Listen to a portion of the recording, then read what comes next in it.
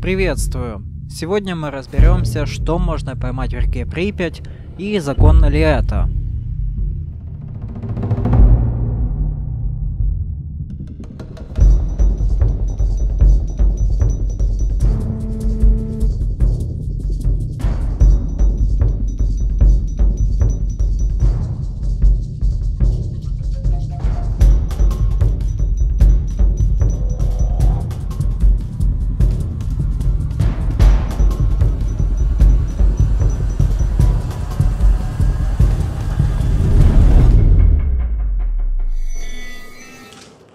Ты такое раньше делал?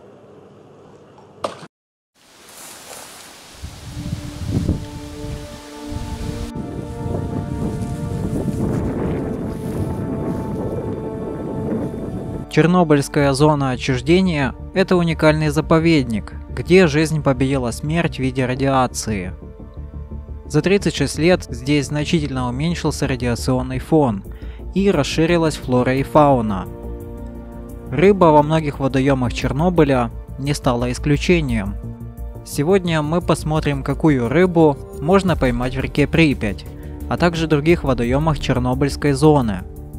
Разберемся, насколько это законно и стоит ли идти туда на рыбалку. Мы уже рассматривали, как выглядит Чернобыль и Припять в 2022 году. Осмотрели, какая флора и фауна живет здесь. Также я показал вам, что здесь оставили за собой оккупанты, когда покидали Киевскую область. Если вам интересно, эти видео будут в описании и подсказках сверху. Диви, як мене уносить, парні. А ти сядь в ту сторону? Да? Що? Сядь в ту сторону? Киевское Полесье. Край, что находится в объятиях бесконечных девственных лесов, а также здесь расположено много уже после аварии на атомной станции заповедных водоемов. Именно здесь, в лесах Киевской области, разместилась загрязненная радиацией в результате аварии на Чернобыльской атомной электростанции Чернобыльская зона отчуждения. Это режимная территория радиусом 2600 км². Вокруг ее периметра расположено несколько КПП. Именно на одном из КПП ваша поездка с целью рыбалки скорее всего закончится, ведь ловля рыбы в Чернобыльской зоне запрещена. Однако, если вы настроены решительно отдохнуть на берегу одного из водоемов зоны, туда все-таки есть один путь.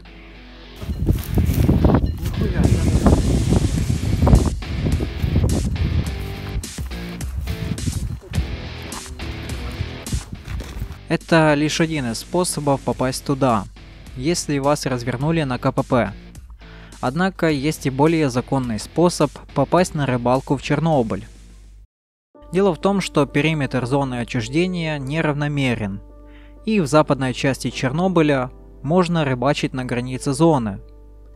Это река Уж, и по ее периметру проходит граница зоны. Выходит, что правый берег реки – это не зона, а на левом она начинается. Следовательно, Уж протекает в пределах Житомирской и Киевской областей. Это правый приток реки Припять, впадающий в Киевское водохранилище. Общая длина реки Уж 256 километров. Правда, большая часть недоступна из-за принадлежности к Чернобыльской зоне. Легально рыбачить здесь можно в стороне поселков Зеленая Поляна в Киевской области, а также в городе Народичи, что на Житомирщине. Река Уж насчитывает в себе множество видов рыбы, которые распространены на Полесье. Среди них вязь, щука, жерех, а также европейский голавль. За 36 лет отсутствия людей рыбы здесь развелось много. Ее никто не тревожит, поэтому она здесь сильно не прячется. Что любопытно, чернобыльская рыба неохотно клюет на покупные приманки. Как я часто говорил в своих роликах, флора здесь не видела цивилизацию, поэтому лучше всего использовать дедовскую приманку, вроде гороха с манкой, а также других. Уж это единственная река, где можно легально рыбачить вблизи Чернобыля. Следующие водоемы недоступны простому посетителю.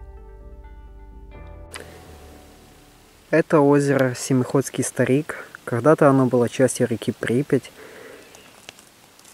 Вот прямо в той стороне за насыпью идет пойма реки. И все это сюда притекало. Семиходский Старик.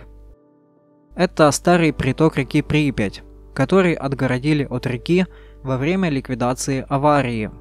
Озеро отделено от русла реки Припять вот такой насыпью из щебня. Однако это не помешало рыбе активно размножаться. Ковчег, то ли ковш, которым насыпали вот эту вот насыпь. То есть это все сделано искусственно в 86 году. Место, конечно, не очень подходит для рыбака, ведь здесь много водорослей, поэтому часто будут клевать именно они. В озере водится щука, караси, европейские голавли, а также сомы, карпы и жарихи. Возможно, есть и другие виды рыбы. Информации очень мало, ведь ловить рыбу здесь запрещено. Немного дальше расположена река Припять. Это одна из самых больших рек Украины, которую можно сопоставить вместе с Днепром.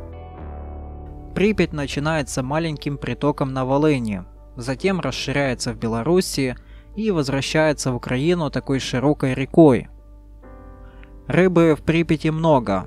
Среди наиболее распространенной – окунь, лящ, вязь, щука, также жарихи, караси и европейские голавли.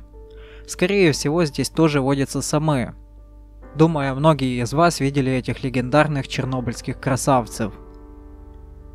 Припять в Киевской области также недоступна для отдыха и рыбалки, ведь протекает по всей зоне отчуждения и заканчивается на границе периметра зоны отчуждения, где начинается Киевское водохранилище. Прудоохладитель ЧАЭС. Наверное, одним из самых грязных в плане радиации водоемов зоны можно считать прудоохладитель.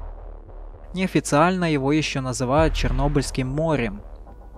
Его протяженность около 12 километров, а в ширину он в среднем 2,5.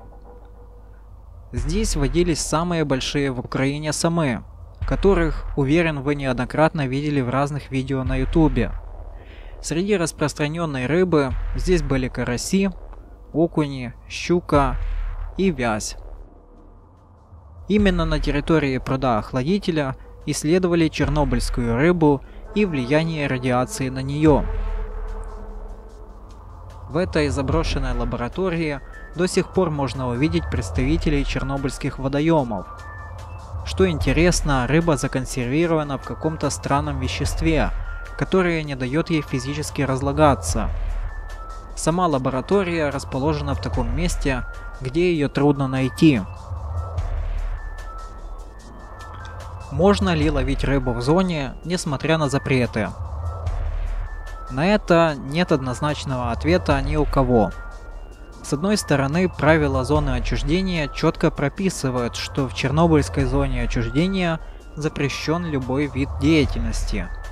Это сбор ягод, проживание, также ведение сельской хозяйственности и рыбалка. Те, кто вывозил такую рыбу из зоны, сейчас наказаны и сидят в тюрьмах. Ведь за вывоз чего-либо из зоны отчуждения предусмотрена не административная ответственность, как это есть при проникновении, а именно уголовная. Сбор ягод, вывоз металлолома или продуктов из Чернобыля строго запрещен. Однако, если просто ловить рыбу и не переносить ее с собой, то ничего не будет.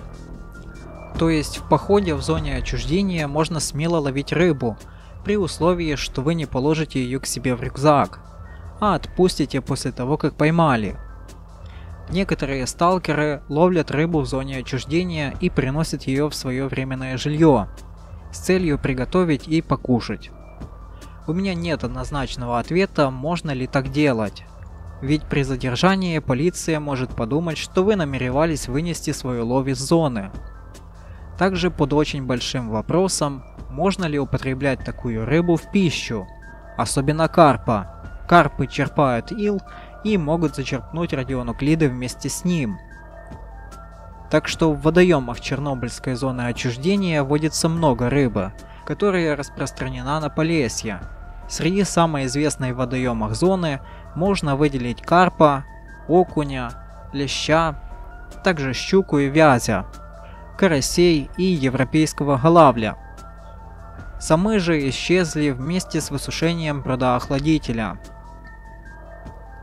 В зоне отчуждения строго запрещена рыбалка. Если не выносить рыбу за пределы периметра, то ничего страшного не должно произойти. Также под большим вопросом безопасность употребления такой рыбы в пищу, ведь некоторые из них может черпать ил, в котором до сих пор находятся радионуклиды.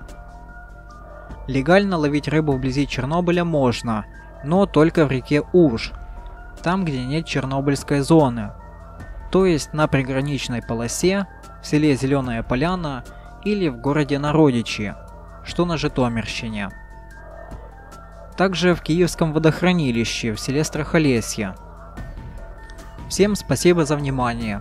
Надеюсь, это видео вам понравилось, а для некоторых и было полезным.